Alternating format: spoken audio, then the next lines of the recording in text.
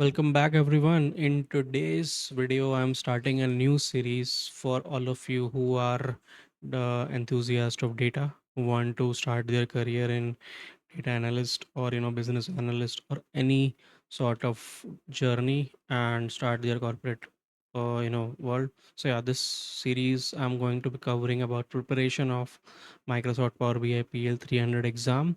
I myself is also preparing for it, so thought of providing the sample questions to all of you so that you can also prepare with me. So in this particular series I'm going to be talking about every 60 questions right in practice set, and then the explanations, the resources, whatever I'm using. So yeah, let's begin. So yeah, the first thing I'm going to talk about is the introduction of the Microsoft Power BI PL-300 exam. What are the different things it covers? So yeah, let's begin.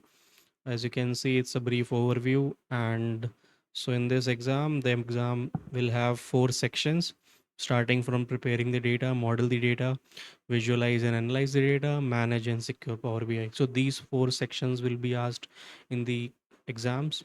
You will have 100 minutes to complete this assessment. There are around 60 questions, and it's a proctored exam. You can take it from home, you can take from the center. This is the website from Microsoft Learn, where you can directly go through it and schedule the exam. So let's go to the website as well and see how you can navigate and book for this exam. So as you can see, this is a website talking about Microsoft Certified Power BI Data Analyst Associate. It is intermediate level exam. It's from Microsoft Power BI. The renewal frequency is 12 months, which means that every 12 months the certificate will expire, so you will have to give a next year. For example, if I'm appearing for the exam today, so the expiration will be next year, 15 September 2026. After that I have to give the exam again. So yeah, and these are the overview of the exam talking about. And these there are enough material on this website of Microsoft Learn, part of Microsoft, where you can prepare for this exam through these courses as well. This is the course wherein there are enough videos, around 15 plus hours. You can go through these videos, you can prepare via giving practice assessment, which is available on this website. You can launch the sandbox, the demo environment, where you can open the Power BI desktop software and do those transformations. You can watch the PL-300 videos available on this website. And as I was talking about, it's a 100 minutes exam. Four topics are asked here, and yes, you can schedule this exam directly from by clicking here. And you can select your country. For example, if I'm giving the exam in India, so the exam fees will be 4865.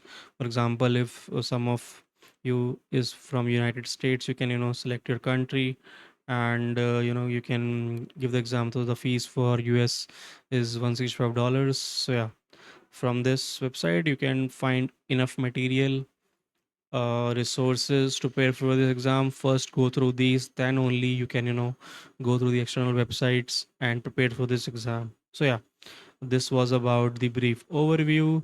And yeah, let's begin and talk about the question number one for this practice set. And yeah, so yeah, this is as I was talking about, I will be covering 60 questions. This is question number one, asking about quick measures.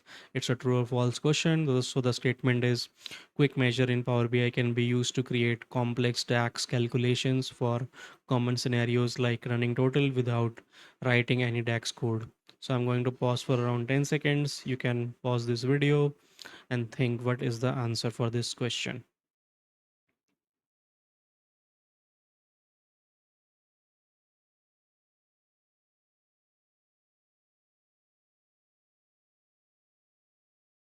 So yeah, those of you who have answered true are the correct one. So yeah, so in quick measures, you can create common scenario calculations like running total without writing any DAX code. So this is the feature that Power BI Desktop provides. I have also given the explanation in the coming slides as well. You can pause these slides video and go through it. I'm talking about the what are the quick measures available in Power BI and how quick measures work.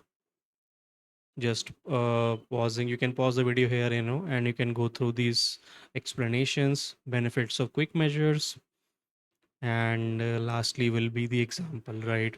So that you can understand and prepare for this set of questions. Yeah. So yeah, these are the resources that currently I'm leveraging. The first one is the Udemy course because I've already gone through the courses on Microsoft Learn, and second is the Microsoft Learn link where the explanation of this question is given. So yeah, I'm also providing all the links in the description here. So yeah, make sure you are following alongside me and prepare for this exam. And yeah, all the best to all of those. And yeah, see you on the next video. Thank you.